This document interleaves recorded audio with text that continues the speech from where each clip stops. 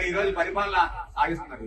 కాబట్టి ఆలోచన చేయండి మనందరూ కూడా. ఇవన్నీ కూడా ప్రజలకు మనం చెప్పాల్సిన అవసరం ఉంది. ఈ రోజు మీరు వెన్నుపోటే ఎందుకు చెప్పామంటే మీరు ఇస్తారన్న ఆడపిల్లకి ఎందుకు ఇవ్వలేదు.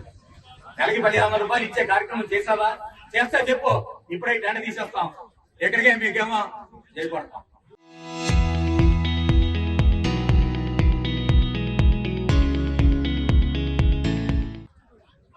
కానీ నువ్వు చేయలేదు కదా, అందుకే మీరు 10 days నిరసన చేస్తున్నాం. తప్పే ఉంది ఇంట్లోనే. ప్రభుత్వం చెప్పానండి, ఈ రోజు ఇక్కడ ఉన్న మంత్రి చెప్పానండి, ఇక నేను ధైర్యంగా నెలకి 1500 రూపాయలు ఆడపిల్లలకి ఇస్తున్నాము, మీరు ఎందుకు 10 days ధర్నా చేస్తానని చెప్పే పరిస్థితి ఉందా అని చెప్పి అడుగుతున్నాం. ఆ రోజేమో 50 సంవత్సరాలకి పెన్షన్ ఇస్తామన్నావే, ఎక్కడ పెన్షన్ ఇచ్చావు? ఇస్తే చెప్పు. ఇప్పుడే 10 తీసేస్తాం. నిరుద్యోగ ముందు 3000 రూపాయలు ఇచ్చావా? ఇవ్వలేదే. ఈ రోజు 60 సంవత్సరాలైనా ముసలి పెన్షన్ ఇచ్చావా? ఇవ్వలేదే. మరి అన్నిటి మీద మేము ధర్నా చేస్తుంటే ఎందుకే ఉలికి పడతారు, ఎందుకే ఇబ్బంది పడతారు? ఇవన్నీ అడగడానికే కదా. మీరేమో మరేమో నువ్వేమో ఈ రోజు విజయోత్సవ సభ జరుపుకున్నావు, ఇవన్నీ కూడా మేము ఇచ్చేసామంట. ఏంటయ్యా ప్రజలు మోసం చేయడం? ఎందుకు ఆ విధంగా మోసం చేసావు? అధికారులే ముఖ్యమంత్రి అయితే కూడా ఈ విధంగా వస్తుంది. ఇక్కడ మంత్రి మాట్లాడతారు మాట. ఏం మాట్లాడతారయ్యా?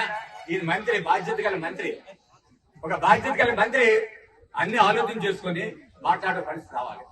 ఏమయ్యా మాట్లాడే మన బాధ్యత గల మంత్రి?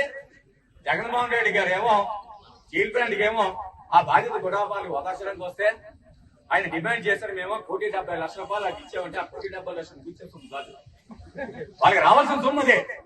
స్టీల్ ప్లాంట్ ఏమైనా గవర్నమెంట్ మరి ఇవ్వాల్సిన సొమ్ముదే 1,70,00,000. నువ్వు ఇచ్చిందేమో రూపాయి కూడా లేదు. కానీ దానికేమో డిమాండ్ చేసి మన నాయకుడు అడిగితే దానికి మంత్రి మాట్లాడతాడయా? ఇది తెలిసో తెలియక మాట్లాడతాడు. ఆ ఎల్కేజీ బాడీ మాస్టర్నేమో నువ్వేమో ముగ్గురికే ఇచ్చావు, 11 మంది చనిపోతా అంటారు. జీవో చూడయా, జీవో చూడు.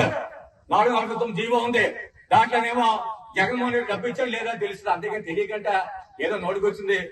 మంత్రివి ఆలోచన చేస్తూ ఏదైనా మాట్లాడే ముందు నువ్వు మాట్లాడే మాట అది ప్రభుత్వానికి చెందుతున్న విషయాన్ని గుర్తించుకొని మాట్లాడని చెప్పి సందర్భంగా